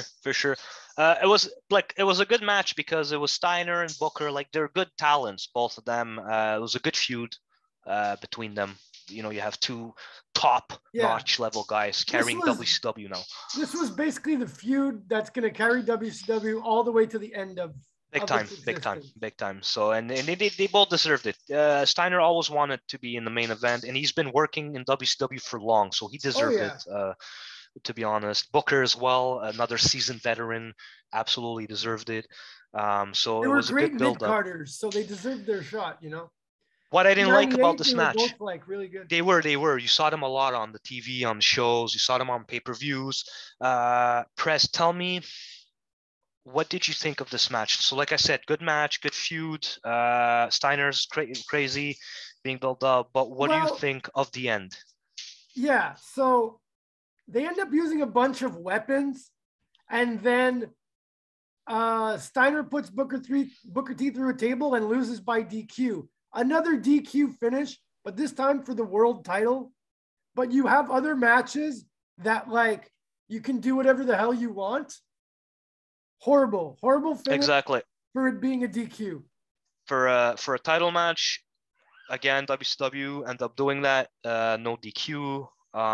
Okay, yeah. Like, he was known to hit people with the pipes, but we're talking about the most coveted title. Exactly. And you're trying to get people to, like, regain interest in your company and, like, start building momentum in the right way. That's not how you finish. If you would have finished in another way, that would have probably been the top match again. Yeah. Of the pay-per-view, but you killed it with a no DQ. And I like the fact that Steiner was beating the hell out of all the referees, because just insane, bro. He was a madman. If I remember correctly, Mayhem, he had the straight jacket. It was the vignettes and the video package where he was just crazy, bro. And that's what he was. And even in the straight jacket, you could tell how fucking huge he was. He was jacked, dude. It looked like it was gonna rip. So yeah, big time. But end was crap. So I gave it because of the end, I gave it 3 on 10. I was harsh on this because you can't have that with a heavyweight title title match. Exactly. And they had kind of broken that pattern. The last 2 pay-per-views we watched, the world title match, there was no bullshit. And then they go back to the bullshit. I really feel like the last 2 pay-per-views before this, they were, like, disciplined with, like, these stupid things that they wouldn't stop doing. Like, they're little not paying attention to details. And then on this one, they're back to not paying attention to details. Right, exactly. Yeah, good point, Prez, for sure. So then we get to the main event of the pay-per-view when at one point Halloween Havoc was almost like bigger show than Starrcade some years. Yeah. Like, if you look at the card, sometimes Starrcade, the main event was like the Butcher against Hulk Hogan. There was one where it was like classic, a tournament that, like, no one really cared about. Hogan wasn't even on the show. Right. But Halloween Havoc, they had really built it up. This year, 2000, no way. There's no way that this is like... No. They had the venue that wasn't even sold out. And like you said, yeah, man, Halloween Havoc 98 was one of the best pay-per-views of all time. They had a solid, except the whole, screw up with the main event not airing and people being uber pissed. Yeah. Right. And they had to air it on Nitro. It's still a good pay-per-view. It was amazing pay-per-view. That was MGM material. So yeah, 96, they wanted to do 97 are really good too. Amazing. Yeah, but this 97. year they didn't give it that big event feel. No. Felt like another event. The set was just the Thunder set. Simply. Absolutely. The only good thing was the sponsor, because it was a game that we didn't know was going to suck. It actually made the game probably look interesting. Yeah, it did. It did. 1 month later, I realized it totally was not. So yeah. Halloween Havoc was definitely not 2000 was definitely not a high coveted event, man. No. It was an MGM, but it really was probably the worst event that we've reviewed up to now. Even worse than the Nitro. Even worse than the Nitro was 10 times better than that. And the crowd, the energy of we forgot to mention the energy in the crowd, dude, was a snoozer in this one. Not a snoozer, but it was like meh. Honestly. Like, all right, we're in MGM. Kind of were like, what is going on? Kind of. They're like, what time is it? I'm gonna go gamble later and get a couple of drinks, man. When the fuck is this show gonna finish? Frank Sinatra down the street or something. There you go. So then, so the main event ends up being a handicap match. Chronic versus Goldberg. I don't even know if there's ever, I can remember maybe one or two other pay-per-views ever ending in a handicap match. It's a horrible way to end a pay-per-view. Yeah. It's so Goldberg's second streak is on the line and his career is on the line. Right. He gets cleared, by the way. The commission doctors clear him. Yeah, they clear him along with Doug minute. Dillinger, who became a medical staffer last time. Exactly, and you saw Doug again, but Doug always, followed Goldberg out, making sure he wasn't going to kill anyone. But yeah, he became a doctor as well, I think, Doug Dillinger. But he gets cleared, and yeah, the last time we had seen Chronic, they were face. At this point now, they turn heel and they basically blatantly rip off APA's gimmick. APA, absolutely. Whoever pays them, they'll do their job. Exactly. And they were identical. They were really ripping off APA. The only difference between them, Mr. Prez, is one smokes weed, the other drinks. Exactly. The weed references, because they're down with Chronic, Vancouver style, but also exactly, they don't drink beer. You hire them to beat people down for you. They're big guys, dudes. Scary guys. You had the Wrath, you had Brian Adams, the biker, merged together to become Chronic. And the theme song was cool, dude. I used to download it off Napster. I got it off Napster for sure. So basically, I mean, this is not a great match. It's no DQ though. At one point, like Chronic tries setting up a table. I think the match only lasts like 5-6 minutes. It doesn't even feel like it should be a main event. It doesn't even like. No, they should have snuck this match in before the main event, like a little, like, hey, let's prime you up. They shouldn't have ended with that. I don't know why they ended with that. I don't know how. We'd have to really look at it, and then even then, it's just our opinion. So whatever, but. I think that one of the problems of the show was just the order of the matches. Yeah, it was thrown in hastily. This there, who cares? Yeah, they're like, okay, let's just, we have 2 hours to fill up, 2 hours and a half. All right. So again, it was just time, WCW was never as organized as WWE. Apparently during Nitros, they would have sometimes 5 matches decided before the show. And sometimes they would choose they're they would book the show as it's going on. The guys didn't even know if they had to wrestle. And apparently because of that, and this is another way that they wasted a shitload of money, every single wrestler had to show up at Nitro every single week, even if they weren't on the show. Think of how many wrestlers WCW had with all the guys from fucking Saturday Night and Worldwide, and they had a robust roster, man. They had a lot of people on the payroll, dude. That's why they pummeled out. Remember me and you went through the article, man, with all their salaries. Their salaries, we'll have to look at that one day with the show here. Specifically, they had over 200 to 250 or 150. It was a large number, man. Oh yeah, definitely. A lot of these contracts. That just right there, it's such a mismanagement of money, and it's so not motivating. I mean, if you think about what if you're who's a lower card guy like Lodi? It's fuck, I gotta show up here, but yeah. Okay, I'm getting paid, but they threw him in. They threw random people in, man. Norman Smiley too. Oh, they had an endless list of guys. Yeah. They're okay, he's not coming in. He's in a restaurant right now. Well, you're up. Yeah, exactly. You're up. It's your shift.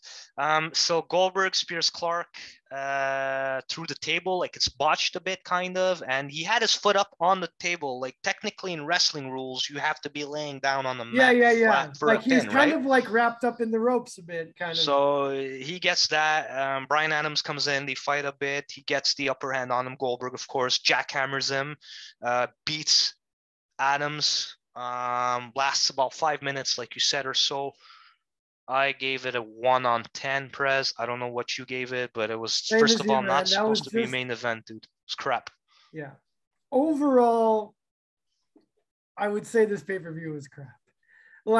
Normally I don't have a hard time getting through a pay-per-view. I had to stop watching this at some point. Yeah, you told me. I'm like, hey, what are you doing? You're like, dude, I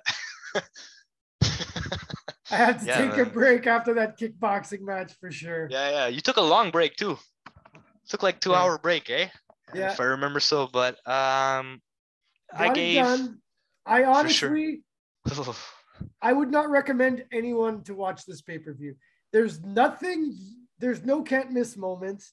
If you want to watch the Sting, I think people remember the Sting getting attacked by the other Stings fondly, Yeah, but if yeah. you watch it, it sucked. Yeah, it sucked. This is what I remember. Before I watched it, I just remember the Stings coming in, the Surfers, the Wolfpack, and the Crow, but I didn't know, I forgot how crappy it was. Watching it actually recently, it was appealing at the time and what you remember, and then when you watch it, you're like, oh, I this think the was only match that I actually think is decent, because they actually had some okay matches here and there, but they ended in stupid ways, or yeah, they, yeah, yeah. I think like So, the Vampiro against Mike Awesome match is like the only watchable match on this whole show. well, what I'm saying is, I had to, because I always like to do a pro and a con list. Okay, so Yeah. first off, I gave this event a 3 on 10 because I calculated all the averages.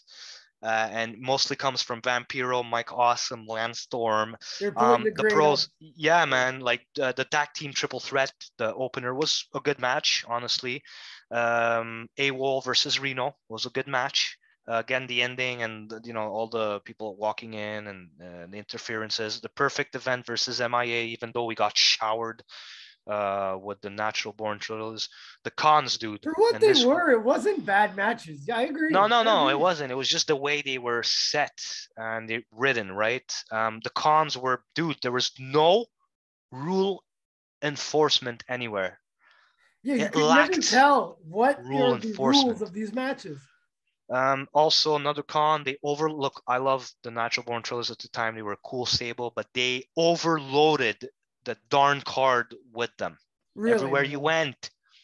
And the Way too Parade of much. Sting was a stupid finish. Like the just we did remember it as an appealing thing, but when I watched it, I was like, dude, this is That's god like, awfully horrible, man. indeed. 3 on 10, Yeah, man. man. I'm gonna give it a 3 on 10 too, man. It's bad. It's really bad. So Like, guys, no, I'm even gonna give it a 2 on 10 because it's yeah, that yeah, bad. yeah, yeah. It's I that was bad. nice. I was generous, but guys, just Like, avoid it's Halloween still Havoc wrestling. at all I costs. mean, you know what though? It's bad. Up till maybe 5 years ago, I would have said it was maybe one of the worst pay-per-views I've seen. But honestly, some recent WWF pay-per-views from the last couple of years have even been worse than this. Yeah, It I made didn't want to less mention sense. that. Yeah, They've yeah, had yeah, worse dude. wrestling, worse characters. Same with Raw. I mean, Raw Raw, like, dude, it's a snooze fest. Guys, if you ever have insomnia and stuff, tune in to Raw. on a You'll Monday. definitely go to bed. Shout out to you, Peter K, my cousin from Boston, huge wrestling fan. Always says it's his news. He always says, Tony, I'm watching Raw. I said, nice, bro. I'll talk to you tomorrow because you're probably gonna pass out. Yeah, good night. And we laughed. We said, forget pills to go to bed, dude. Just watch Raw. I But yeah, naturally will. honestly, to be honest, that pay-per-view was probably better than some recent Oh yeah, pay-per-views. I It's could because it's just as an WCW, example. Anyone want nostalgic. to watch a really bad pay-per-view? Go watch Extreme Rules 2021. It made more Ugh, sense. Extreme Rules. Or Most, 2020. yeah, I think it was I 2020 or can't believe we're in the 20. third year of COVID. Yeah, shocking, eh? Like when we remember when it first started, we were like, man, how long? It's felt so long. Now it's regular, kind of. Now we're like, third year, The era. It's the COVID era, the COVID era, man. unfortunately. God So, help us. but fortunately for our fans, we've got a lot of content coming out on the site. As you've seen, I've got the interviews that have came out. We got Pro Wrestling Tonight that's going to come out every week as well. We got the Turner podcasting system right here. And Tony, what do you think about TBS getting wrestling back? Amazing. It's WCW nostalgic because TNT has one show, right? It has the main show. Then our beautiful the Superstation gets TBS. the second show as TBS, so it's kind of like Thunder. So now you have your Nitro show, and then you have your Thunder show. together, bringing us back to that beautiful era, even though the wrestling sucked, but it was bringing us back to that era. I love it. Love the idea of it. I even told you, dude, as soon as you said TBS for that show, I said Thunder. This is WCW Thunder at its best. Amazing and what's idea. crazy, like Sting on TBS. Yeah. Jericho on TBS, The Big Show on TBS. Absolutely, they're back on TBS, and I just love it, man. A great idea, and I look forward to AEW, which is a great product, honestly. Very reminiscent of classic WCW. This is very reminiscent of '96 to '98 WCW. Yeah. It's the real. It's that. They try to capture that feel. For sure. I wouldn't say '95 because nothing will ever touch '95 Nitro. But AEW is still darn good. It always will. Every Nitro that it was a pay-per-view pretty much in '95. It was. They actually, the Nitros were more interesting than the pay-per-views. So Stinger, next week, do you think that we'll be able to get through Mayhem?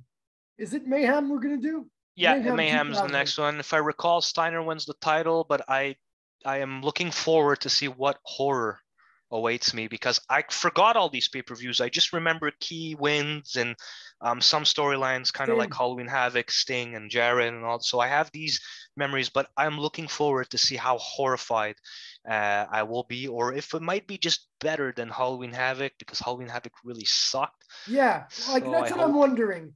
Because I don't really remember. Did it start really going down from here, or do you think they'll like? I'm going to be optimistic and say that Mayhem is going to be a bit better than Halloween Havoc. Well, yeah, because don't forget, there's a gap of a month, right? So you'll have a month of stuff that's going to happen. Like that was really bad. Let's build something up. Yeah, because I mean, there was a huge difference from Fall Brawl to Halloween Havoc, right? Like you still had the NBT taking over all the time, for the love of God. But I hope it gets better.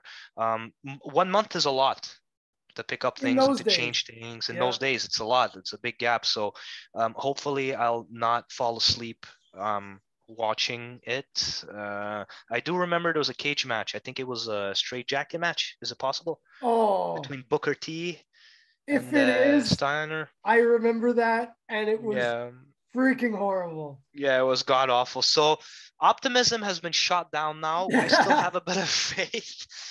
So we'll check it out, man. I'll probably get the snacks out, get the right strain out, and then review this. Probably gonna be a horrible event. We'll see. We'll compare it to Halloween Havoc. We will mention if it's better, if it went better. That's it. So we'll be watching that soon, fans, and we'll be back very soon here. Thanks for listening once again. For the Stinger, I'm the Prez. This has been another episode of the Turner Podcasting System.